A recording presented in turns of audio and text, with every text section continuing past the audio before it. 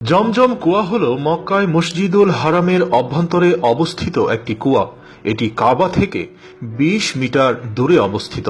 ইসলামী বর্ণনা অনুযায়ী নবী ইব্রাহিম আলাইহিসসালাম তার স্ত্রী হাজেরা আলাইহিসসালাম ও শিশুপুত্র ইসমাইল আলাইহিসসালামকে মরুভূমিতে রেখে আসার পর ইসমাইল আলাইহিসসালাম এর পায়ের আঘাতে সৃষ্টি হয় এই কূপ। মসজিদুল হারামে আগত লোকেরা এখান থেকে পানি পান করে। মহান স্রষ্টার অন্যতম নিদর্শনগুলোর মধ্যে অন্যতম হচ্ছে জমজম কূপ। আশ্চর্যের ব্যাপার হলো এই কূপের পানি সৃষ্টির পর থেকে আজ পর্যন্ত এক মুহূর্তের জন্য নিঃশেষ হয়নি বা শুকিয়েও যায়নি। জমজম কূপ বিশ্বের এক অনন্য নিদর্শন। পানি বসে পান করা সুন্নাত, তবে একমাত্র ব্যতিক্রম এই জমজমের পানি দাঁড়িয়ে পান করা সুন্নাত। আমরা কম বেশি সবাই জানি, তবু জেনে নেই এই কূপ সৃষ্টির ইতিহাসসমূহ। হযরত ইব্রাহিম আলাইহিসসালাম আল্লাহর আদেশে তার দ্বিতীয় স্ত্রী হযরত হাজরাকে শিশু হযরত ইসমাইল আলাইহিসসালাম সহ আরবের মরু অঞ্চলে নির্বাসিত করেছিলেন। সেখানে থাকাকালে শিশু ইসমাইল আলাইহিসসালাম পানির তৃষ্ণায় কাতর হলে হযরত হাজরা আলাইহিসসালাম পানির সন্ধানে উত্তপ্ত বালুকাময় মরুভূমিতে সাফা মারওয়ার এদিক থেকে সেদিক ৭ বার ছোটাছুটি করেছিলেন।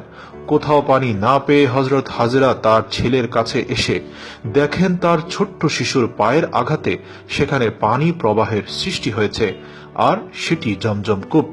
অন্য বর্ণনায় জানা যায় শিশু ইসমাইল আলাইহিসসালামের কান্না দেখে মহান আল্লাহ তার ফেরেশতা হযরত জিবরাইল আলাইহিসসালামকে সেখানে পাঠান। জিবরাইল আলাইহিসসালাম সেখানে এসে তার পায়ের আঘাতে একটি পানির ঝর্ণা সৃষ্টি করেন। জমজম নামটি কেমন করে হলো? জমজম শব্দটি ঐতিহ্যগতভাবে শব্দ সমষ্টি জুম জুম থেকে এসেছে, যার শাব্দিক অর্থ থামা। কূপ সৃষ্টির পর হযরত হাজরা আলাইহিসসালাম দেখলেন যে পানি বের হতে যাচ্ছে। তখনই তিনি কয়েকটি পাথর দিয়ে পানি আটকানোর জন্য বলেছেন জম জম, অর্থাৎ থামো থামো। সেই থেকে ওই কূপের নাম জমজম কূপ। ইসলামের ইতিহাস অনুযায়ী এই কূপের ছিল দুটি জলাধার, একটি হচ্ছে খাওয়ার জন্য এবং অপরটি ওযু করার জন্য। প্রথম পর্যায়ে এটি পাথর দ্বারা ঘেরা একটি কূপ ছিল। ৭৭১ খ্রিস্টাব্দে আব্বাসীয় খলিফা আল মনসুর এই কূপকে কেন্দ্র করে মার্বেল পাথরের একটি গম্বুজ নির্মাণ করেন। ৭৭৫ খ্রিস্টাব্দে খলিফা আল মাহদী জমজম কূপের পুনরায় সংস্কার করেন। তিনি সেগুন কাঠ দিয়ে একটি গম্বুজ নির্মাণ করেন, যেটি মোজাইক করা ছিল অংশবিশেষ। তখন গম্বুজের সংখ্যা দাঁড়িয়েছিল ২টি। ছোটটি ছিল কূপের জন্য এবং বড়টি ছিল দর্শনার্থীদের জন্য। ৮৩৫ খ্রিস্টাব্দে খলিফা আল মুতাসিমের সময়ে গম্বুজ মার্বেল পাথর দিয়ে নির্মাণ করা হয়।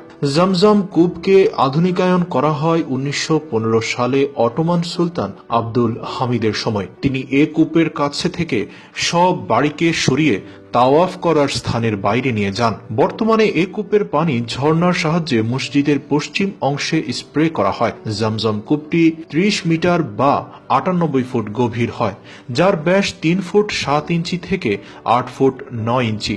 প্রথম দিকে এই কূপ থেকে পানি তোলা হতো দড়ি বা বালতির সাহায্যে।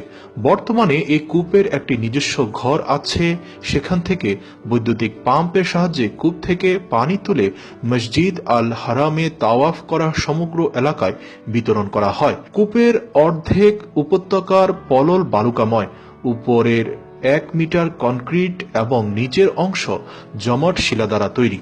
এই কূপ সম্পর্কে বিজ্ঞানীরা বলেন, এই কূপে পানি আসে ওয়াদি ইব্রাহিমে বৃষ্টিপাতের মাধ্যমে শোষণ করা পানি কূপে এসে জমা হয়। তবে শুষ্ক মরুর সৌদি আরবে এত পানি প্রকৃতভাবে কখনোই শুধুমাত্র ওয়াদে বাইদের বৃষ্টিপাত থেকে আসা কোনোভাবেই সম্ভব নয়, আর সেটা আল্লাহর এক অনন্য নিদর্শন, যার ব্যাখ্যা বিজ্ঞানের কাছেও নেই।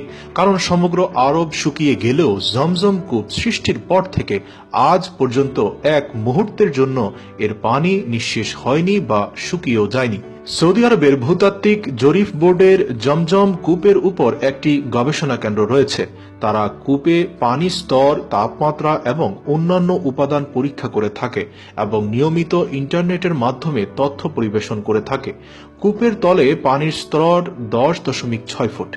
একটি পরীক্ষায় দেখা গেছে প্রতি সেকেন্ডে 8,000 লিটার পানি পাম্প করে উঠিয়ে নিয়ে যাওয়ার পরেও স্তরের পানি পরিপূর্ণ হতে মাত্র 11 মিনিট সময় লাগে। এর মধ্যে এটি আবার তার আগের অবস্থায় ফিরে যায়। জমজম কূপের পানির রং বা গন্ধ নেই, তবে এর বিশেষ একটি স্বাদ রয়েছে। কিংস সৌদ বিশ্ববিদ্যালয় জমজম কূপের পানি নিয়ে পরীক্ষা করছে এবং তারা এর পুষ্টিগুণ ও উপাদানসমূহ নির্ণয় করছে। জমজমের পানি বিশ্বব্যাপী মুসলমানের কাছে একটি পবিত্র পানি। মুসলমানরা এ পানি ভক্তি ভরে পান করে থাকে। রাসূল মুহাম্মদ সাল্লাল্লাহু আলাইহি সাল্লাম নিজেও এই পানি পান করেছিলেন। সুতরাং এ কথা নিশ্চিন্তে বলা যায় যে জমজমের পানি পান করা বরকতময়। সুবহানাল্লাহ। এসকে টিভির সকল আপডেট পেতে এখনই সাবস্ক্রাইব করুন। ধন্যবাদ।